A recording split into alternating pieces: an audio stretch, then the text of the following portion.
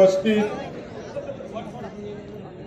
आदरणीय सोपल साहेब, आपले उमेदवार ओमराजे निंबाळकर, या सभेचे अध्यक्ष माजी जिल्हा परिषद सदस्य दिनकर काका डुरे पाटील, उपस्थित मरोड भाभी, मकरंद मालक निंबाळकर, देवा डिंडोरे, आपले सागर डिसले, माजी नगराध्यक्ष गणेश जाधव, मनोज डोरे पाटील, हरिभाऊ कोळेकर, किरण देशमुख, महेश चव्हाण, आमचे सहकारी बाळासाहेब पाटील, ओम पाटील, विकास जाधव, नंदकुमार काशीद, काँग्रेसचे जीवन आरगडे, आपले डीसीसीचे माजी संचालक श्री शिळके, अरुण सावंत, श्रीमंत थोरात, व्यासपीठावर उपस्थित सर्व मान्यवर, या ठिकाणी मोठ्या संख्येने उपस्थित असलेले सर्व वडीलधारी मंडळी आणि तरुण मित्रांनो, आज ओमदादांच्या प्रचाराच्या निमित्तानं अतिशय उत्साहपूर्वक वातावरणामध्ये या ठिकाणी आपली ही सभा होती आहे। आपले उमेदवार मागच्या वेळेस निवडून आल्यापासून या तालुक्यामध्ये कशा प्रकारे काम केलंय हे आपणा सर्वांना माहित आहे। तालुक्यातलं एकही गाव असं नाही की त्या ठिकाणी ओमदादा पोचलेले नाही। यापूर्वी खासदार म्हणलं की निवडणूक आल्यानंतरच त्यांना मतदारसंघाची किंवा त्या तालुक्याची आठवण व्हायची। अनेक वेळा आपल्याला असं पाहायला मिळायचं की खासदार दाखवा, 1000 रुपये मिळवा। आपण सर्व जुन्या लोकांनी हे सगळं पाहिलेलं आहे, पण अतिशय प्रामाणिकपणे मनापासून या तालुक्यातल्या गोरगरीब जनतेची, कष्टकरी जनतेची त्यांनी आपले या ठिकाणी सेवा केली आहे। मग ते कोरोना काळ असू द्या, कुणाचे वैयक्तिक कार्यक्रम असू द्या, साधा एक फोन सर्वसामान्य कार्यकर्त्यांना ही केला तरी आपला स्वतःचा प्रपंच न पाहता 5 वर्ष या मतदारसंघातल्या जनतेची त्यांनी सेवा केली आहे। खऱ्या अर्थानं तुम्ही आम्ही सर्वजण नशीबवान आहात की त्यांना आपल्याला पुन्हा संसदेत पाठवायची संधी मिळते आणि आपण जास्तीत जास्त मताधिक्याने आपण त्याला पाठवणार आहात। ही काळ्या दगडावरची पांढरी रेख आहे। आज या देशामध्ये ज्या पद्धतीनं, हुकुमशाही पद्धतीनं दिल्लीपासून गल्लीपर्यंत आपण आज पाहतोय, अतिशय वेगळी परिस्थिती या 10 वर्षाच्या काळामध्ये या देशामध्ये पाहायला मिळाली। अनेक आश्वासनं दिली शेतकऱ्यांना, गोरगरीब कष्टकऱ्यांना, सगळ्यांना, आणि त्या आश्वासनाची पूर्तता तर केलीच नाही।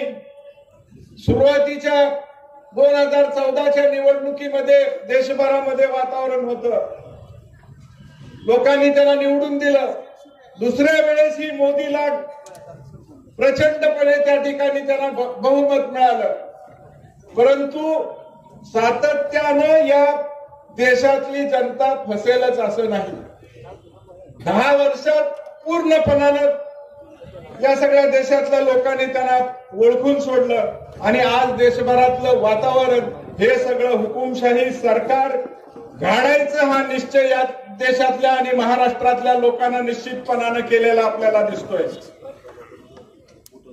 वैराग हे गाव एक वेगळी परंपरा आपल्या गावाला, आदरणीय चंद्रकांत नानांनी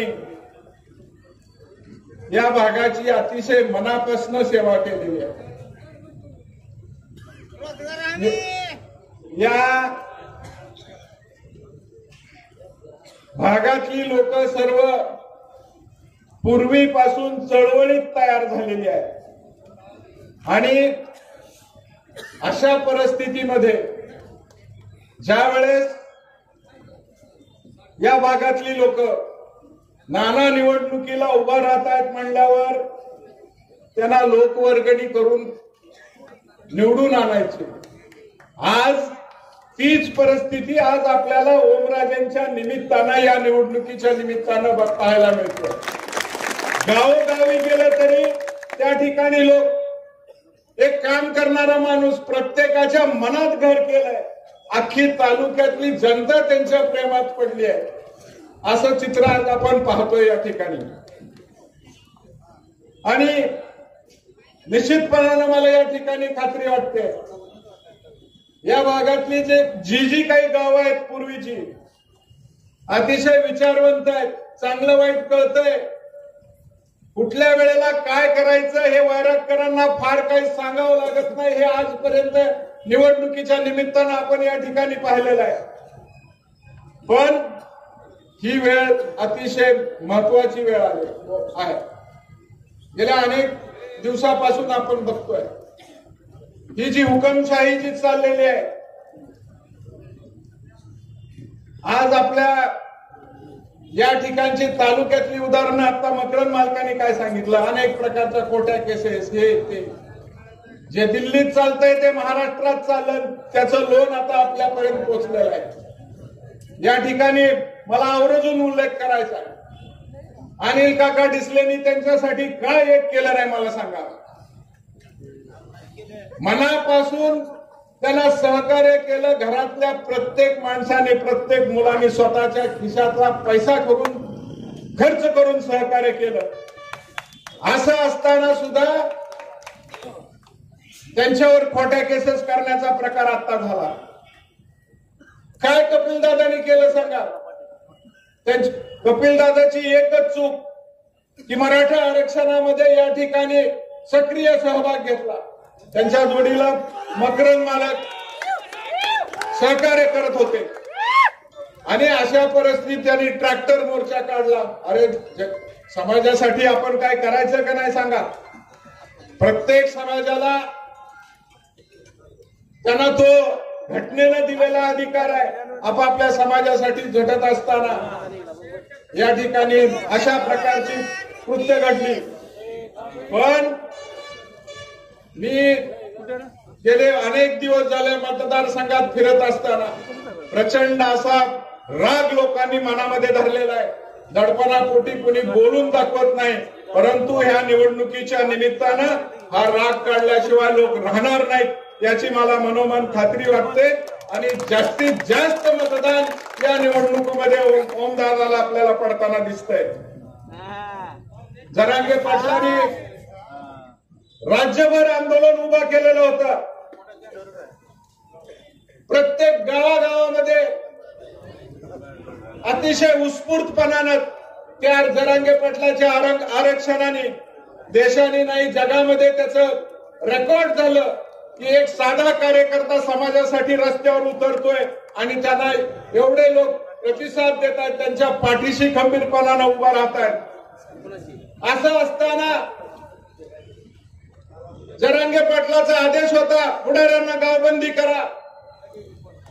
महाराष्ट्रात कुठल्याही गावात तुम्ही जावा बाहेर बोर्ड लागलेला छोटा मोठा आपापल्या परीनं प्रत्येक ठिकाणी बोर्ड लागलेले दिसले होते की राजकीय पुढाऱ्यांना गावबंदी.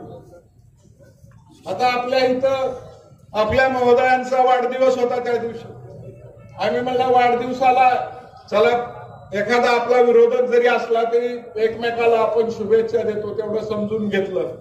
त्यांचा वाढदिवस त्या ठिकाणी बार्शीत साजरा झाला. जिल्ह्यातले भाजपचे आमदार बोलवले गेले आणि त्या ठिकाणी वाढदिवसाच्या भाषणामध्ये समाजाला शानपण शिकवण्याचा प्रयत्न झाला. ज्या समाजाच्या लोकांनी तुम्हाला डोक्यावर घेतलं घरातली चटणी भाकरी खाऊन प्रचार केला।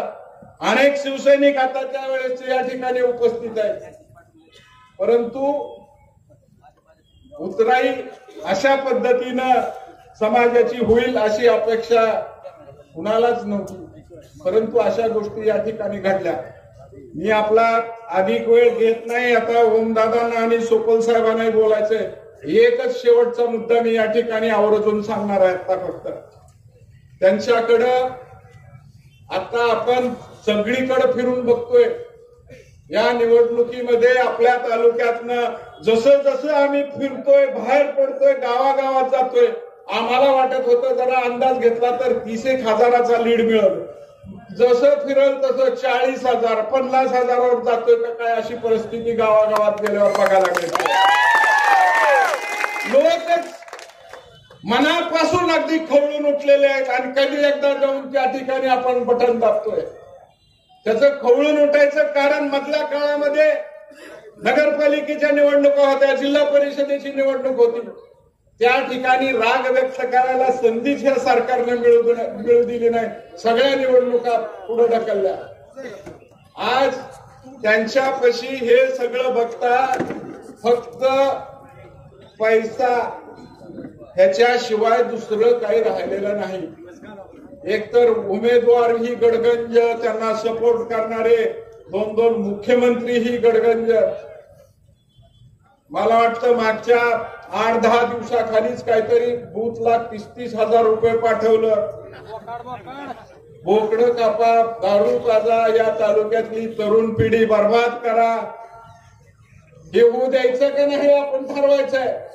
आणि तो पैसा जो आहे तो काय त्यांच्या खिशातला पैसा नाही, आपण लोकांनी जो काही टॅक्स भरलेला आहे वेगवेगळ्या माध्यमातून तोच पैसा यांच्या खिशात आलेला आहे। त्या पैशाच्या जीवावर तुम्हाला विकत घेण्याची भाषा निश्चितपणाने होणार आहे, त्याच्याशिवाय या निवडणुकीत त्यांच्याकडे काय राहिलेलं आहे। मला एक सांगायचंय, पैसे आपलेच आहेत, आपल्याला परत घ्यायचे ते उसने दिलेले पैसे आहेत, ते आपल्याच लोकांनी पुढे जाऊन पैसे आणायचे आहेत, ते शोधून शोधून काढा आणि पैसे परत घ्या आणि ओमदादाच्या मशालीवर शिक्का मारा, हा संदेश सगळ्या तालुक्यात गेला पाहिजे। एवढंच या निवडणुकीमध्ये सगळ्यात महत्वाची गोष्ट आहे, तेवढी तुम्ही पूर्ण करा। ह्यांची नीटनेटकी कशी पुढच्या काळात होणार आहे ती आता तुम्ही आम्हीच परत बघू। मग आज या ठिकाणी एवढ्या मोठ्या संख्येनं आपण उपस्थित राहिलात त्याबद्दल सर्वांचे आभार। आणि पुन्हा एकदा सांगतो की मशाल हे चिन्ह घराघरापर्यंत पोहोचवा। काही चिन्ह थोडं नवीन असल्यामुळे नाही म्हणलं तरी चुकून एखाद्या भगिनीच्या, वयस्कर आजीच्या लक्षात येत नसतं, तेवढंच काम करा आणि पैशावर लक्ष ठेवा। जय हिंद, जय महाराष्ट्र।